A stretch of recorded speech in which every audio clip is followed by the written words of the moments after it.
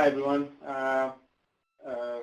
Thank you, Renata. Renata introduced me as Manjeet. A little bit background about myself. I've worked in divisional general practice and the Medicare local, well, they were still Medicare local all up for years, mainly working with private health general practitioners and specialists in aged care practices and all that, introducing or rolling programs and projects, from introducing them computers in 2001 right up to, eHealth, Telehealth implementation. So that's a bit of my background. So I've been around for a while here. So we'll be looking at telehealth and mobile health. I mean, it's a big buzzword. Everyone talks about mobile health. It's very much, it's what we do on a daily basis. And then a little bit I'll touch on eHealth. Some of you in public hospitals, it might not be that relevant because the telehealth criteria and the EPIP, someone mentioned that one, that is related to general practice where they collect the incentives, practice incentives they call it. When they do something, the government pays the general practices to claim on behalf of doing certain things. In terms of telehealth, to be eligible, like I said, this is for general practice environment, the private environment. Patients need to reside outside the RA1, that means outside the major metropolitan areas, so they have to stay outside the areas. Patient is located more than at least 15 kilometers from the specialist they are seeing. So if somebody is living in Highfield, it makes it a bit tough. It's only 12 days, so that makes it a bit hard. If the GP at Highfield is trying to do a telehealth with a specialist in Toowoomba, it's going to be a bit, I guess you're not eligible for that area. Residential aged care, it's got to be a Commonwealth-funded residential aged care, whereas the private independent living, they are not supported in that sense. Whereas Aboriginal medical centers can access telehealth services regardless of its location. So there's no restriction for them. We all know benefit telehealth. A lot of you have somehow have got involved in telehealth. For the general practice point of view, they get to engage a specialist where a lot of time they don't. When they send the patient across, they only get to see the referral letters or the, what do you call that, the results from the specialist. The specialist can see the patient in their usual surroundings. This is really good when you look at patients coming from rural towns. And I believe Shane was talking the last time that Dan Manahan, Dr. Dan Manahan, he's leading public hospitals as a front runner for promoting telehealth. I mean, he comes from Stanton, I believe, and he's a great advocate. Ability to get access to specialists quickly. You can access specialists throughout Australia. That's another thing that's a great advantage of it. And improves GP specialist communication. Like I said, they don't get to see face-to-face very often, whereas it's an option for them to do that. For residential aged care, Shane will touch on that a bit more. Like it's less stressful for the residents when you can do video conferencing. Patients do not have to travel. It can be a very unpleasant experience, especially for elderly patients. Family carers, they don't have to take time off to organize transport or to take their family members to go and make an appointment. Direct access to residential GPs and practice nurses at the residential aged care, and reduce costs of using ambulance and other facilities. This is again, it's very much related to general practice. Like the incentives that if they conduct telehealth conferencing, they can claim the MBS item numbers, and these are some of the item numbers that GPs can claim. That's non-continuous. That means what it means is the GP, if the GP is involved in a video conferencing, and if the video conferencing lasts for 30 minutes, the GP don't have to be there 30 minutes continuously. It can be there for 15, for 10 minutes and off again, come back later, another 20 minutes to wrap up the whole thing. So it don't have to be, not necessarily the GP have to stay there for the whole period of the consultation. But depending on how much time he spent with the patient and the specialist, that's the only time he can claim. So these are some of the item numbers that the GP practices can claim. For GPs here again, this is where if they do consultation outside the general practice, so, this could be in community centers.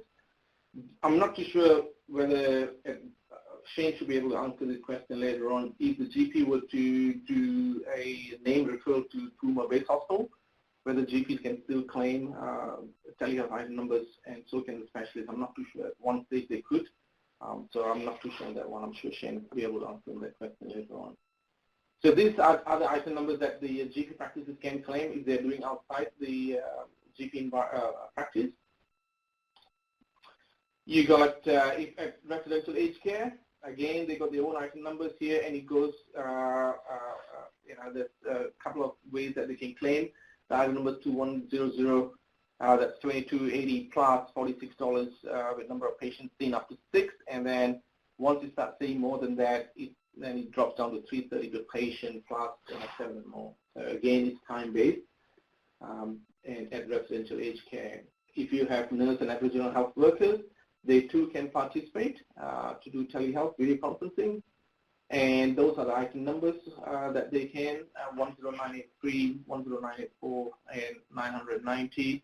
But it's unlimited, so that means regardless how long the video conferencing goes and the nurse sits there for 2 hours, that's all they're going to claim. If it's claiming 10983 item number, it's going to be only $32.40. And at the bottom there, note that you can claim 1990 in conjunction with other item numbers. Again, this is very much related to general practice environment. A lot of general practice managers will understand when I'm talking about these item numbers. Midwife, if you have midwife again in general practice settings, they too are entitled, but they are this time-based, so they can entitled to claim telehealth item numbers. Nurse practitioners, I believe Morgan has got a nurse practitioner. So again, it's time-based that they can claim MBS item numbers for conducting telehealth video conferencing. Here's an example, a very basic example of telehealth consultation where a GP can claim a telehealth item number 22126, that's level B, 49, and then also conduct a 23 normal consultation face-to-face, and you can claim 3705, and that gives you a total of $116.90. But previously they used to have other incentives, the service and bulk bill incentives. Those no longer available. But RSCF, residential aged care, have no incentives where they had did when they first introduced telehealth, but it's no longer available now. For specialists, these are the item numbers that they can claim when they're conducting telehealth, and those are the specialty on your in the middle there, and those are the item numbers, and the associated item numbers that they can claim. So those are the lists down there you can find. And recently, they also introduced, the department introduced a standalone, initial professional attendance telehealth conference. Video conference that up to 10 minutes or less. So those are additional item numbers that they can, the specialist can claim. Fit for purpose. It's easy to say let's start telehealth. It's easy and it's honky-dory, but in reality we know it's not as easy as everyone thinks it is.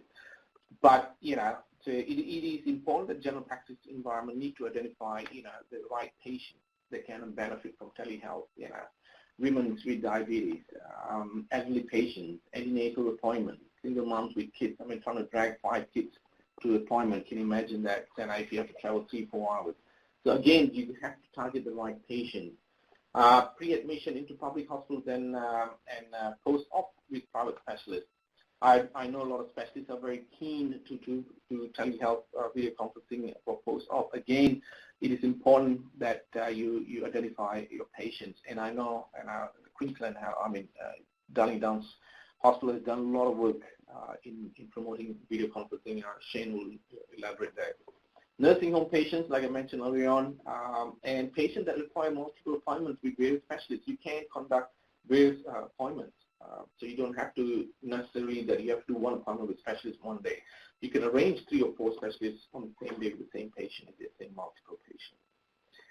When to use telehealth? You have to identify the specialists that are willing to do telehealth. That's another important thing that you've got to make sure that both parties are willing to do. You've got to identify the timing and the schedule of both GPs and specialists too. And it is important that you have to pre-plan all these things prior to actually conducting telehealth. Do a couple of trial runs, and you have the policies or procedures set up. Okay, look, what happens if the GP is running late? What happens if the specialist is running late? How do we go about doing this? How do we deal with this thing? So again, identify certain times. What's the best time to do telehealth? GP says, well, 8 o'clock to 9 o'clock is the best time. I haven't got enough patients then. Especially might say, look, let's do it every Tuesday, at 8 to 9. You slot in the time slots for your patients. So again, it takes a lot of time. It takes a lot of planning. Sessions. How many telehealth sessions per day per practice you're going to do? Are you going to do 1 a day? Are you going to do 5 every Wednesday? So again, like I said, and for general practice, I know, again, if you can appoint someone within your practice to be a telehealth care coordinator who will then organize all that, organize the patient, the specialist, test on them, have your paperwork ready, and your checklist and all that ready. When to use telehealth, have a checklist like I mentioned, pre and post telehealth for GPs and specialists and residential aged care. Pre-test the sessions with hospitals and specialists day prior and an hour before if you can, and that's why it becomes really important. You've got to identify the location within the general practice too, which room we're going to use. Make sure your paperwork to receive and send, your referrals and all that are in order, and look at the incentive, financial incentives. Not every patient that require telehealth, and if you're going to do telehealth, how are you going to best benefit out of that? Here's an example. If you do telehealth consultation at the residential aged care, you can do the video conferencing, come back and do all your claiming if you have to, at least you're keeping a record of it. Here's a pre-checklist of pre and post or during and telehealth consultation. So here you can go through and tick, what have you done? If I got this, if I got that. Again, these are pre-planning. It's really important if you do that. Frequently asked questions around telehealth. This is true experience and doing a lot of telehealth with practices, with GP practice and specialists. Some of the questions that tend to come up, has a practice patient and practitioner, that means you're talking about GP, do I need to be present for the whole video consultation? Like I mentioned, you don't have to. If the video conferencing goes for an hour, like I said, the GP just need to be there 30 minutes and you only claim for 30 minutes. Does the GP end need to be co-located with the patient? Yes, you have to be at the same location, same, like I said, if it's a general practice, you've got to do it in the general practice, make sure the GP is there or the nurse is there when you're doing those video conferencing.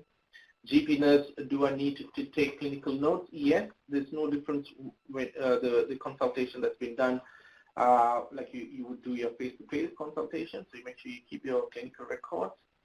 Are there any telehealth incentives payment for case conferencing? At the moment, there's none. I hope that they will start bringing them in soon. Can the practice build 2 video consultations?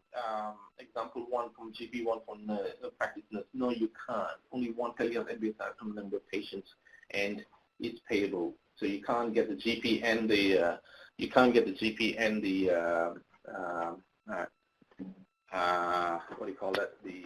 the practice nurse to claim that. Can I build face-to-face consultation with my patient on the same day of the video consultation?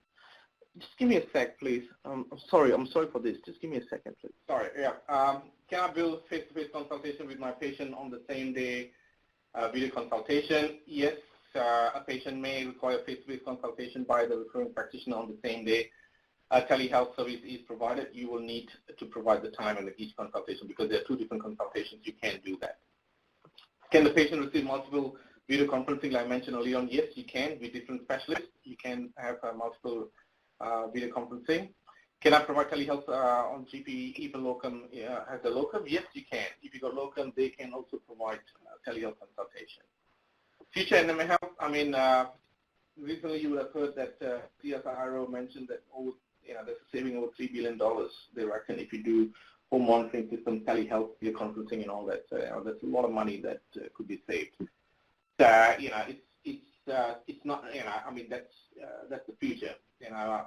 Video conferencing, people got, you can do Skype from your phone nowadays. The tablets and your handphones are getting bigger and all that. So it's something that we just got to adopt the technology now and then start moving along with it. I mean, it's not going to go away. Digital health. Before I move on, is there any questions on telehealth?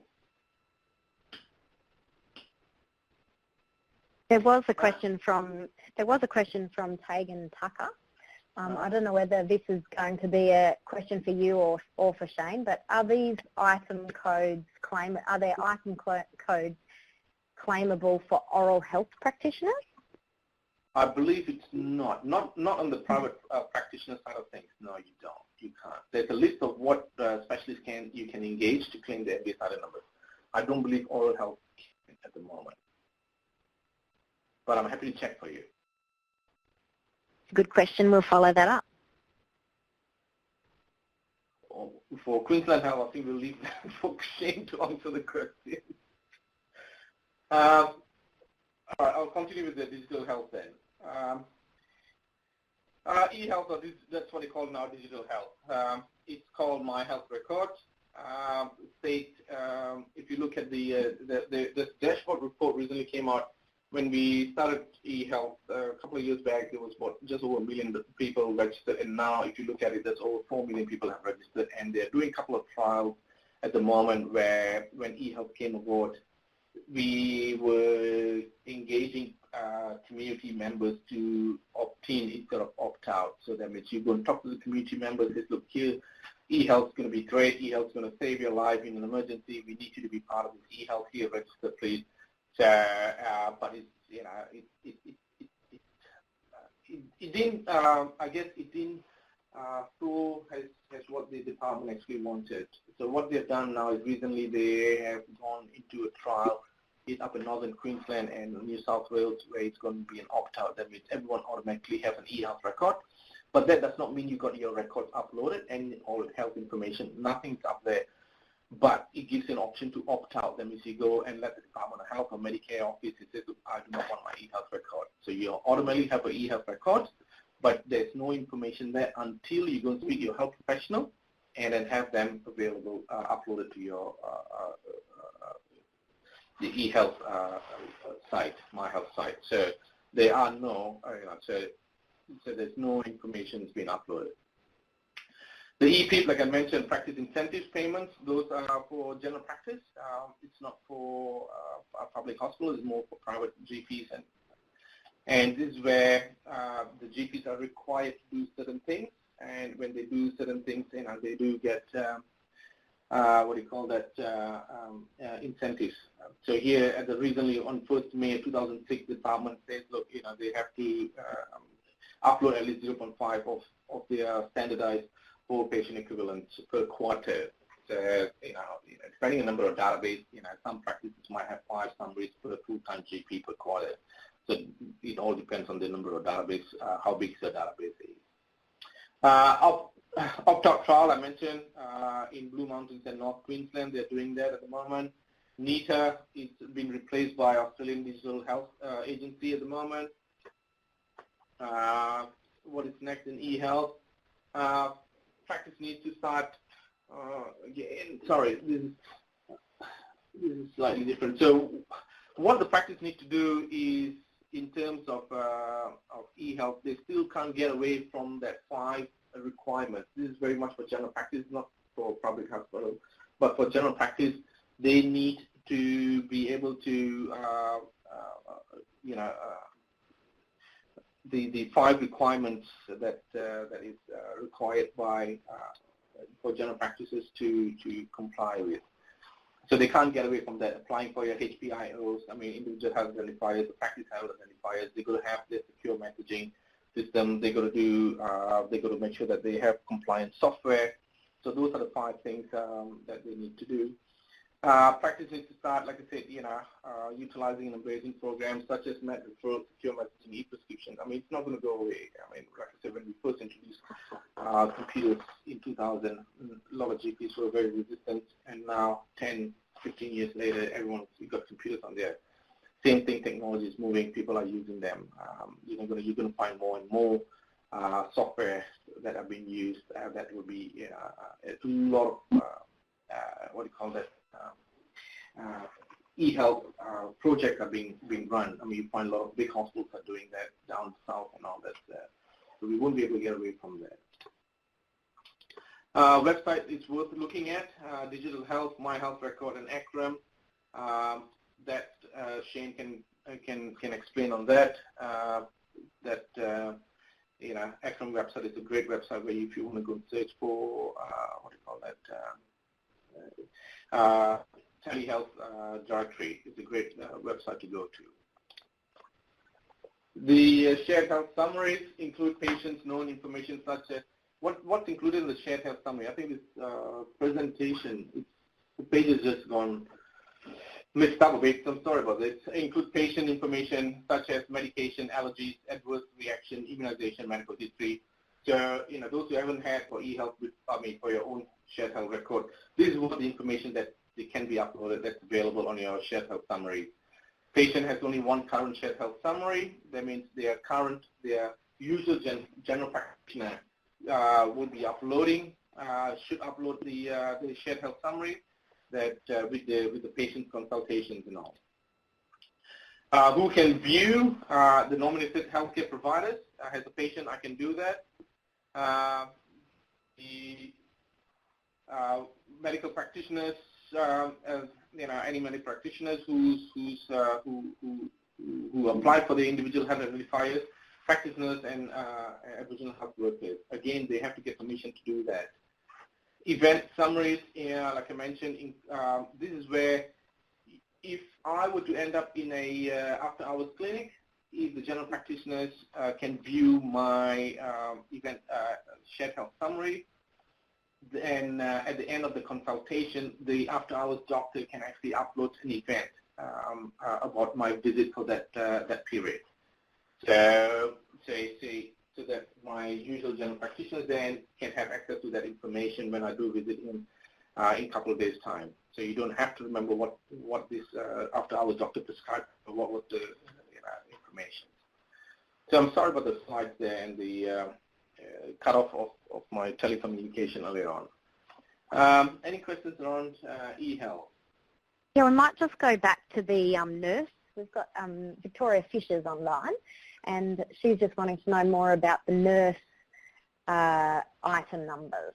So if we want to just go back to that. Okay. Next one. All right. That's the nurse practitioner, midwife, and then you got nurses and Aboriginal health workers. This is again, like I said, this is for private practices. It's not for hospital patients. Not for hospital nurses or anything. It's more for private nurses. Victoria is from a general practice. All right. Sorry, Victoria. So, as a practice nurse, you can be involved in the video consultation with the specialist. If the GP is running late, for example, and you can actually start, like I said, unfortunately, if you start the video conferencing, then the GP can't claim. So, but that gives you the opportunity to say, look, you can be part of that video conferencing together with the patient, and like I said, it's unlimited. Time. So, that's the item number that you can claim, and that's the amount that you can claim. And was there also another one? No, just those. That's for a general practitioner one, and then the other one is what you'll find is you'll find your midwife and your nurse practitioners, if you have nurse practitioners. Right. I'm going to get Shane to answer Hagan Tucker's question in regards to can the oral health practitioners claim with health workers, nurses and nurse practitioners. Yeah. So I'm guessing, Shane, can you answer that? Yeah, as far as I'm aware, they can't. I haven't seen any paperwork on that, but certainly I'll follow that up and get back to you in like the next couple of days, if you like. But I haven't seen anything from an oral health perspective in relation to that. So, Shane, Wonderful. sorry, can Shane answer the question about the name referral? Is that, can the specialist claim and the GPs allowed to do name referrals? No, I'm not sure. I'll check on that one if you like too. We'll write those down and I'll get back to you. I'm sorry, yeah. Yeah, no, because I believe it first started off, they did allow GPs to do name referrals into the hospitals, and the specialists and the GPs that could both claim, but I don't know whether that was continued or not. Yeah. Look, it rings a bell, but I don't want to answer without checking out. No, I'll include that question and answers with the recording and the slides when I send it out. If anyone wants that, the telehealth checklist and all that, I'm happy to provide that. I think I did find somewhere, hidden somewhere in my files. I'm happy to share that. You can adjust them. Wonderful.